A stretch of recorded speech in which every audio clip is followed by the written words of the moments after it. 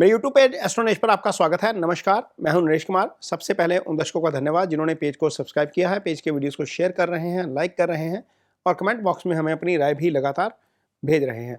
दोस्तों, आज का वीडियो इस सीरीज़ का दूसरा वीडियो है। इस सीरीज़ में हमने एक वीडियो पहले वृषभ लगन के जातकों के लिए दिया है। वह जातक जो बाजार में निवेश करना चाहते हैं, यानी कि जो बाजार में काम करते हैं, शेयर बाजार में काम करते हैं, या वो फ्यूचर एंड ऑप्शन में काम करते हैं, या वो निवेश करते हैं, या वो इंट्राडे में काम करते हैं। तो पहले हमने मेष लगन के जातकों के लिए दिया था। आज का वीडियो जो है वो वृषभ लगन के जातकों के लिए है। ये लगन के जातकों के लिए है, राशि के जातकों के लिए बिल्कुल नहीं है, क्योंकि राशि के जातकों के हिसाब से कैलकुलेट करेंगे तो इसको थोड़ी सी स्थिति कुछ और तरीके की हो जाएगी। आपका लगन वृषभ हो, आपका चंद्रमा कहीं पर भी पड़ा हो, कोई मायने नहीं रखता। यदि आपकी कुंडली में जो मैं प्लैनेटरी पोजीशन बताने जा रहा हूं वैसी प्लैनेटरी पोजीशन नहीं है, तो आपको बाजार में ट्रेड नहीं करना चाहिए या आपको स्पेकुलेट नहीं करना चाहिए। यदि मैं जो कॉम्बिनेशन आपको बताऊंगा यहां पर, यदि वो आपका कॉम्बिनेशन वो बनता है तो डेफिनेटली आपको बाजार में ट्रेड करना चाहिए और बाजार में आपको अच्छी कमाई हो सकती है। तो ये आपके सामने वृषभ लगन की पत्रिका है। सबसे पहली कंडीशन बाजार में काम करने की ये होती है कि आपका चंद्रमा अच्छी स्थिति में होना चाहिए। अब चंद्रमा अच्छी स्थिति में तब होता है जब आपका चंद्रमा सूर्य से कम 100 डिग्री दूर हो।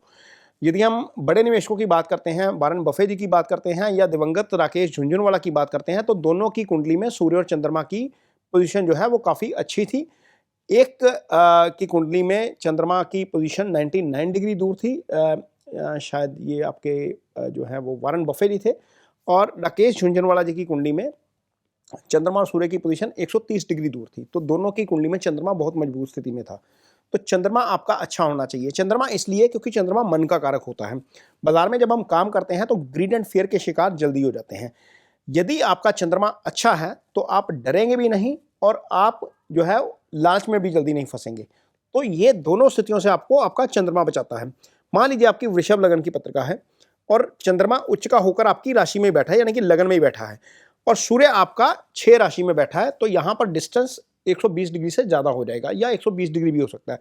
यदि आपका सूर्य आपके 9th हाउस में बैठा है या कह लीजिए मकर राशि में बैठा है, तो वहाँ पर भी आपकी स्थिति जो है वो अच्छी हो जाएगी। मान लीजिए मकर राशि में नहीं भी बैठा, 2 राशि की पत्रिका है, सिंह राशि में ही सूर्य बैठा है, तो भी ये संभावना है बहुत ज़्यादा कि चंद्रमा और सूर्य की जो डिस्टेंस है वो अच्छा रहेगा। यदि कुंभ राशि का सूर्य भी होगा तो भी वो 4th हाउस में केंद्र में आ जाएगा, तो भी मान सकते हैं कि वो 100 डिग्री के आसपास का डिस्टेंस हो सकता है।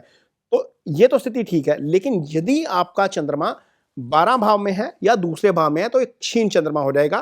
तो क्षीण चंद्रमा वालों को थोड़ा सा बाजार से दूर रहना चाहिए।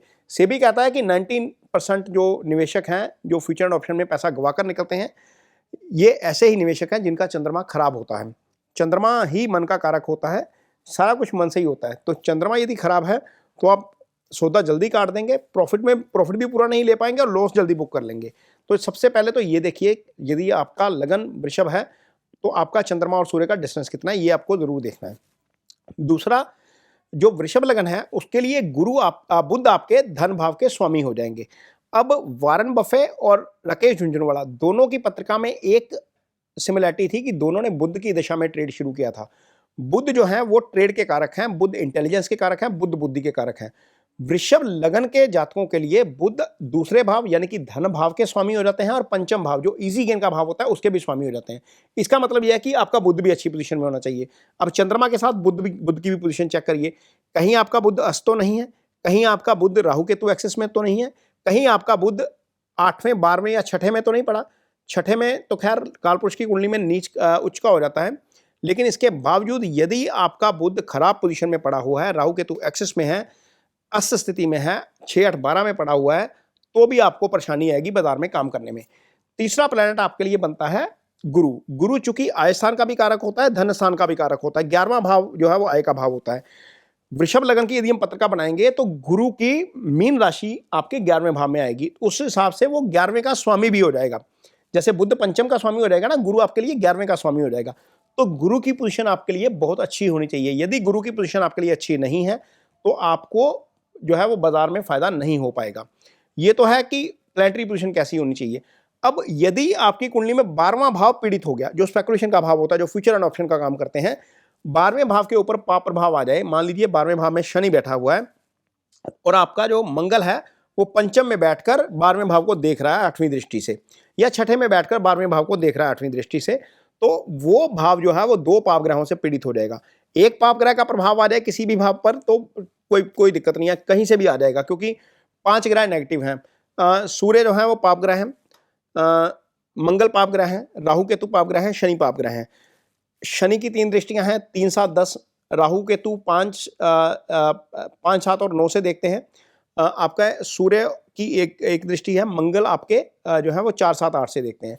तो इन पांचों ग्रहों में से कोई ना कोई एक ग्रह आपके 12वें भाव को देख लेगा। लेकिन यदि एक से ज्यादा ग्रह उसको प्रभावित कर रहे हैं या वहां पर कंजंक्शन ऐसी होगी है, मान लीजिए शनि मंगल ही बैठ गए 12वें भाव में, तो भी आप स्पेकुलेशन नहीं कर पाएंगे। स्पेकुलेशन से आपको दूर रहना चाहिए। यदि आपकी कुंडली में गुरु की पोजीशन अच्छी है तो आप निवेश करिए। मैं निवेश की बात कर रहा हूं, ट्रेडिंग की बात नहीं कर रहा। बुध की पोजीशन अच्छी है, गुरु की पोजीशन अच्छी है तो आप निवेश करिए। निवेश आप कर सकते हैं। कई बार क्या होता है कि आप सिर्फ निवेश करना चाहते हैं, आप ट्रेड नहीं करना चाहते। बहुत सारे लोगों का कॉल आता है कि नरेश जी हमने तो सिर्फ निवेश करना है, साल 2 साल 5 साल के लिए हमें सामान कुछ स्टॉक्स लेने हैं, तो वो क्या हम ले सकते हैं। बहुत सारे निवेशकों की कुंडली में ये देखने में आता है कि उन्होंने स्टॉक्स ले लिए, 5 साल पहले स्टॉक लिए और अच्छी कंपनी में अपनी तरफ से ले लिए, लेकिन बाद में पता चला कि उस कंपनी के डायरेक्टर के ऊपर कोई ना कोई लिटिगेशन हो गई, या कहीं ना कहीं कंपनी किसी ऐसे लिटिगेशन में फंस गई, या उस कंपनी को लेकर सरकार ने कोई ऐसी पॉलिसी चेंज कर दी कि व्यक्ति ने जो इन्वेस्टर है जिस लेवल पर शेयर खरीदा उस लेवल से 30-40% नीचे आ गया या वो क्रैक हो गया। तो ऐसी स्थिति में निवेशक भी फंस जाता है यदि गुरु की स्थिति अच्छी नहीं है, क्योंकि गुरु धन के कारक है, गुरु आय के कारक है। तो आप यदि निवेश करना चाहते हैं बाजार में तो ये 2 चीजें जरूर चेक करिए। यदि इंट्राडे में काम करना चाहते हैं तो आप निश्चित तौर पर अपना चंद्रमा जरूर चेक करिए, 12वां भाव और पंचम भाव जरूर चेक करिए। यदि ये चीजें आपकी कुंडली में बनती हैं, ये कॉम्बिनेशन आपकी कुंडली में बनते हैं तो बाजार आपके लिए है। यदि नहीं बनते तो बाजार आपके लिए नहीं है, आपको इसमें नहीं घुसना चाहिए। आप जबरदस्ती घुसेंगे तो आप नुकसान करवा के निकलेंगे। तो ये एक कोशिश है, ये सारे लग्नों के लिए मैं वीडियो लेके आऊंगा कि आपका यदि कुंडली में चंद्रमा अच्छी पोजीशन में है, गुरु अच्छी पोजीशन में है, आय भाव धन भाव का स्वामी अच्छी पोजीशन में है, आपका 12वां भाव अच्छी पोजीशन में है और पंचम अच्छी पोजीशन में है, इनमें से यदि 5 फैक्टर भी काम करते हैं तो आप बाजार में काम करिए। यदि इनमें से कोई फैक्टर काम नहीं करते या भावी पीड़ित हो गए हैं या भावेश पीड़ित हो गया, कारक पीड़ित हो गया, गुरु पीड़ित हो गया, तो आप बाजार में मत आइए। बाजार आपके लिए नहीं है, आपको बाजार से नुकसान हो जाएगा। ये वीडियो उन लोगों के भी बहुत काम आएगा जो एस्ट्रोलॉजी सीख रहे हैं, फाइनेंशियल एस्ट्रोलॉजी में नए आए हैं। बहुत सारे मैसेज आते हैं मेरे को कि क्या मैं फाइनेंशियल एस्ट्रोलॉजी पढ़ाता हूं, तो मैं पढ़ाता नहीं हूं फाइनेंशियल एस्ट्रोलॉजी, लेकिन कोशिश करेंगे कि इस तरह के वीडियो पोस्ट करके उन लोगों को भी थोड़ी सी जानकारी मिल सके जो मार्केट में आकर नया काम करना चाहते हैं, फाइनेंशियल एस्ट्रोलॉजी में आना चाहते हैं। क्योंकि बहुत सारे लोगों की क्वेरीज यही आती है कि क्या मुझे काम करना चाहिए बाजार में या नहीं करना चाहिए। ये वीडियो देखकर आप खुद तो एनालाइज कर ही पाएंगे, आप दूसरों की भी हेल्प कर पाएंगे इस कुंडली को एनालाइज करके कि आपको बाजार में काम करना है या नहीं करना है। तो जब दोनों बड़े निवेशकों की कुंडली को एनालाइज करते हैं तो बहुत सारी चीजें समझ में आती हैं। तो कोशिश की है आपको ये बताने की कि यदि आपका लगन वृषभ है, आपकी स्थिति ऐसी है, प्लैनेटरी पोजीशन ऐसी है, तो आप काम कर सकते हैं। अब 3 प्लैनेट होते हैं जहां से पैसा आता है। चंद्रमा आपका लिक्विड मनी का कारक होता है, मन का भी वो कारक होता है। गुरु धन का कारक है, आय का कारक है, यानी कि जो पैसा आप जोड़ लेते हैं वो गुरु से ही आता है। जो इमेंस मनी होता है, बहुत ज्यादा पैसा आ जाता है, वो आपका शुक्र से आता है। तो यदि आपकी कुंडली में शुक्र अच्छी पोजीशन में, मान लीजिए शुक्र आपका जो है वो राशि स्वामी, लगन का स्वामी होकर 12-11 जाकर बैठ गया, यानी कि उच्च का हो गया, आय स्थान में बैठ गया, गुरु के भाव में बैठ गया, और गुरु आपका पंचम भाव में बैठ गया, तो यहां पर गुरु और शुक्र का सीधा दृष्टि संबंध बन जाएगा। तो ये स्थिति आपके लिए बहुत ज्यादा बड़े पैसे के लिए एक प्रबंध कर देगी। मान लीजिए चंद्रमा भी वहां पर आकर शुक्र के साथ हो जाए, राशि का स्वामी, लगन का स्वामी शुक्र जो है वो आपके 11वें भाव में बैठा है और चंद्रमा भी मीन राशि का हो गया, और उसके ऊपर शुक्र की दृष्टि आ जाए, गुरु की दृष्टि आ जाए पंचम में बैठ के, या गुरु आपका सप्तम में आ जाए, उसके ऊपर गुरु की दृष्टि आ जाए, तो ये स्थिति भी आपके लिए बहुत ज्यादा जो है वो पैसे लाने वाली हो जाएगी। तो यदि आपके चार्ट में ऐसी स्थिति बनती है और आपका पंचम अच्छा है, आय स्थान अच्छा है, धन स्थान अच्छा है, चंद्रमा अच्छा है, तो बाजार में निश्चित तौर पर काम करना चाहिए। अदरवाइज बाजार में आपको काम करने से अवॉइड करना चाहिए, स्पेकुलेशन नहीं करनी चाहिए। ये वीडियो आपको कैसा लगा इस पर कमेंट बॉक्स में अपनी राय जरूर दीजिए। यदि ये वीडियो अच्छा लगे तो इसे शेयर जरूर करिए, पेज को सब्सक्राइब जरूर करिए। इसके साथ ही मुझे दीजिए इजाज़त। नमस्कार।